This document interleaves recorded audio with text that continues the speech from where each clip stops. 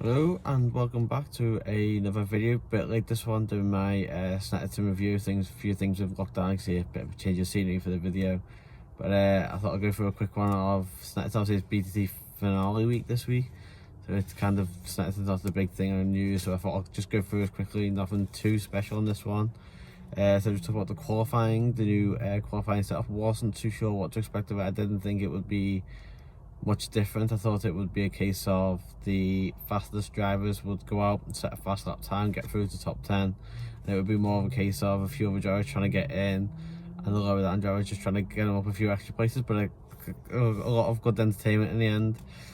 A lot of drivers just quit getting faster and faster and faster. The cold track was hard for some people. The tyres just weren't warming up as quick as they would expect. Normally get maybe 2 or 3 laps from the tyres, and that's the best of them. But tyres just kept getting quicker and quicker and quicker, and that's kind of what we saw throughout the weekend. There wasn't much tyre wear, and cars were just getting faster. Sutton very lucky to get through in the end. Only just got through on his last lap. Did end up fourth in that session in the end, but was close to getting through. And then of the top 10 I got through, and my last video I guessed who I thought would get through. I did guess 11, not by accident. I got 8 of them right though. I missed out Morgan and Moffat who both got in, and I said that Neil, Chilton and Cook would go through. So it seems it was the Honda FK8s who struggled really. Only Cameron's the only one getting through into the top 10, but it was a good session overall. I think it was an idea they may take forward in the future. Something they could use again because it worked quite well, made it quite entertaining. And then in the top 10 shootout, it was Butcher who took pole in the end. So yeah, moving on to race 1 now. So we had Snetterton win that with Ingram second and Hill third, Hill being the leading independent. And then our Jack Sears winner was Michael Crease, who finished 10th overall. So not a lot going on really in race 1. We did have that. We had no retirement at all. Moffat was a lap down, but was counted as a finisher. But he was kind of behind because at the start I think he had a problem with his stuck open throttle, which made him make contact. I think Oliphant, Morgan, Jackson all ended up getting involved there, unfortunately. And then the only other incident really that went on was between Ingram and Hill, where Hill tried to come the inside into the hairpin of Ingram. Ingram did move over a little bit too late. I think the door was open for Hill to go for.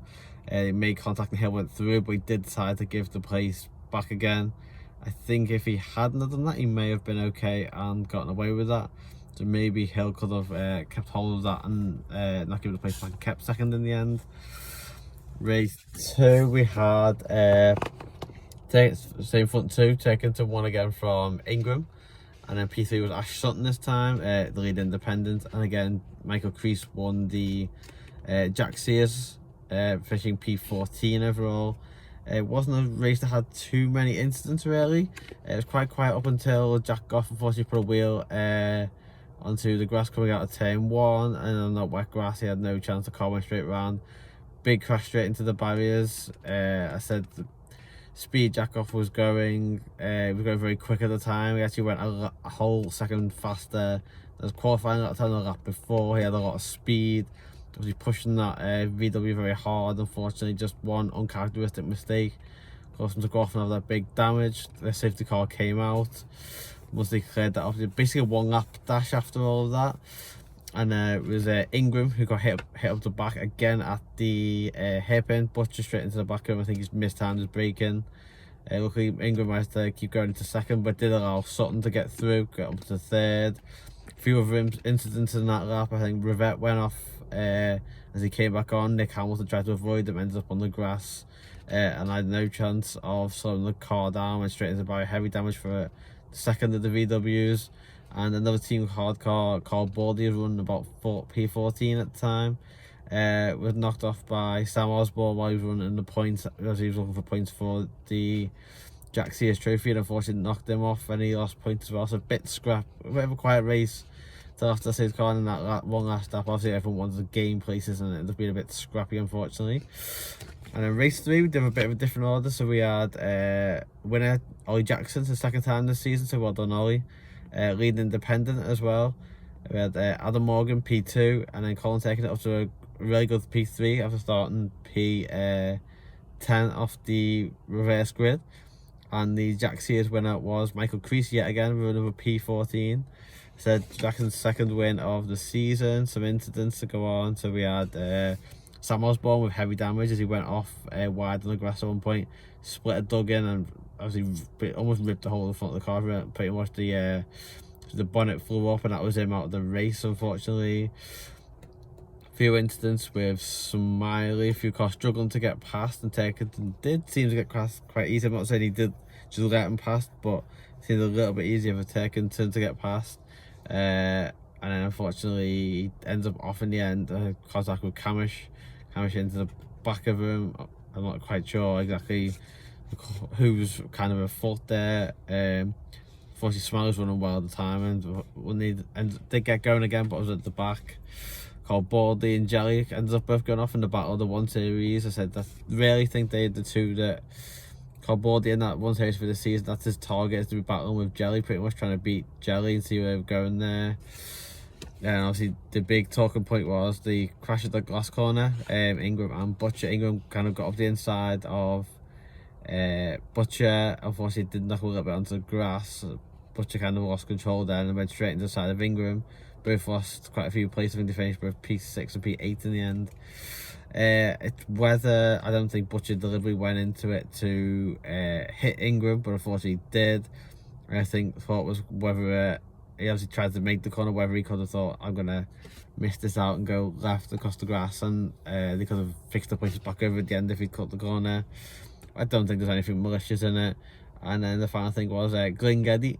I always found that struggle to pronounce. Managed to get a point on his Btcc return, so that was very good for him. So I'll just go through kind of the weekends for the title contenders. So we had Turkington. He got a P7 in qualifying, then he got wins in both race 1 and 2 and the fastest off in both the races, as well as a P3. Made 57 points for him this weekend, putting him first in the championship with a 9-point lead with 309 points. So he couldn't have got much of a better weekend. 2 wins, 3 podiums, 2 fastest laps. So he's got to be in probably definitely the strongest place going to Brands Hatch, which is typical Turkington. So the first 2 races he managed to get the lead. The second one he was leading anyway, but he got the lead quite easy and just kind of kept it. And then race 3, when people were having incidents, he just kept his nose clean. So I did see someone say at some point, well, was that too easy for Turkington to go from 10th to 3rd with full weight? But if you look at it, he got past Smiley quite easily. Butcher and Ingram took themselves out, but Camish and Sutton got stuck behind Smiley as Turkington managed to get past him. So I don't think it was a case of Turkington getting an unfair advantage with the weight. I think it was just a very good drive from him. Sutton qualified 3rd, but only finished P5. He got a poor start in race 1. Managed to get a P3 in both race 2 and a P4 in race 3. 39 points, drops him to 2nd in the championship. He's on 300 points, 9 behind Turkington. He does only need 1 to win the independent title at Brands Hatch. I don't think that's the title he wants. I think he has the big one he wants. There's still a lot of drivers out there who would love to win the independent. I'm not sure that's quite the one Ash is going for. Really did struggle to get into that top 10 shootout for qualifying. Managed to get there in the end. Just wasn't a spectacular weekend for something. We did pick up some decent points. But he will be lighter at Brands, so hopefully that'll benefit, especially for qualifying. Next, got Dan Camish, who qualified P10. Seems the FK struggled in qualifying. And then got a trio of P6s in the race.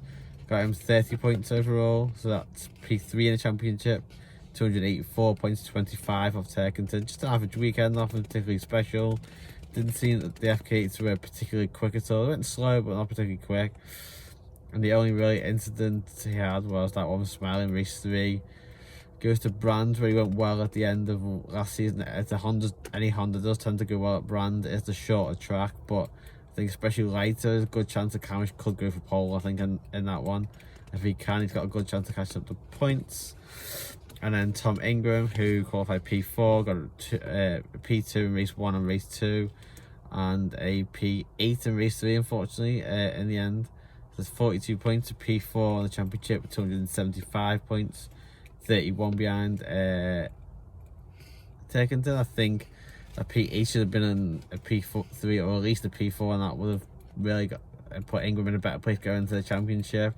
I think it'll be difficult for him now all 3 races this weekend. He got hit as he in the race 1, closed the door on Hill's contact, Butcher up the rear in race 2, and the last corner collision with Butcher in race 3. So really did get knocked around a bit there, Ingram, but I think it's going to be difficult for him. I think he could do with a win in race 1, but he's again, another car that goes well at Brands. Good chance with the last weight, either him or Camish could get pole. I think it could even be both of them on the front row, and then we could see a good battle going into race 2 and 3. Another driver to give a shout out to is Michael Crease. Did only qualify P17, but he got a P10, a P14, and another P14, which overall is not great, but the FKs didn't go well anyway. But he won Jack Sears trophy in all 3 races, the top competitor now, which is massive for him. So he said he wanted to win the Jack Sears this season. He struggled the last 2 rounds at Croft and Silverstone, but really picked it up. He's got the lead again now. Got 303 points, which gives him an 11-point lead over Carl Baldley. 23 points ahead of Thompson, who of course missed Snetterton, and we've just had the news yesterday that Thompson will still be out for Brands Hatch, so that qualifies him out of winning the Jack Sears, unfortunately. So I think Michael Crease's main competitor now will be Carl Baldley. And Sam Osborne is only 25 behind. Sam Osborne does have a chance too. I think it will be between Crease or Baldley. I think Crease will take it in the end. But yeah, that's another championship to keep an eye on. And I thought we'll have a little look at some of our new drivers or retained drivers for this weekend. They've got very little TV time this week. I think it's just the fact that the main focus is the championship battle. So start off Glenn Geddy, very steady. Kept getting himself up at every race. Got himself hard fought point in race 3. Got the highest finish of any of the VWs this weekend, even beating Jack Goff. We have a good battle with Jelly and Chilt, which aren't 2 drivers that are easy to beat to get that point. So well done him. He'll go to Brands for the final round with no ballast, so we could even qualify even higher and get more points. That's Jess Hawkins. Didn't see a lot of her. She got best result of P20 all weekend. Did look at the Jack Sears and see that she's kind of winning the women's championship in that. She's got 33 points to Jade's 20 that she picked up at Silverstone, so we can count a little a small win there maybe. And then she will be replaced at Brands Hatch by Brad Philpott, who we'll talk about more when I do my preview of Brands Hatch. Paul Rivette got a P19 in race 1 with the weight in the car, and I thought he'll get the weight off race 2 and 3 and go a little bit better. Just didn't seem to happen. Had the incident at the end of race 2, which unfortunately saw Nick Hamilton go off, and he just never seemed to really pick up. But I'm sure he'll do better at Brands. I say everyone knows Brands. I'm sure everyone will be competitive with each other. And again, so very little. Ethan Hamilton got some more experience at Btcc really, which is probably what it needs. And I was expected to see replaced back by Bobby Thompson for Brands Hatch, but it will be Ethan Hamilton yet again in for Bobby Thompson. So I'm sure Bobby will just be looking towards next season. I'll get himself better physically and with health, and then looking for a drive next year. But Ethan Hamilton will get some more drives at Brands Hatch. And for me, that pretty much wraps up what happened at Snetterton. So it was about 2 weeks ago now. I'm looking forward to the finale, but I thought I just wanted to get this out here. Some of my thoughts on what happened at Snetterton, some good racing, some big incidents. I think I'll discuss more on what I think will happen at Brands late this week if we get it out. Well, we'll get out before the race actually starts at Brands. But thank you for watching, and check back later this week for my Brands Hatch preview. Thank you.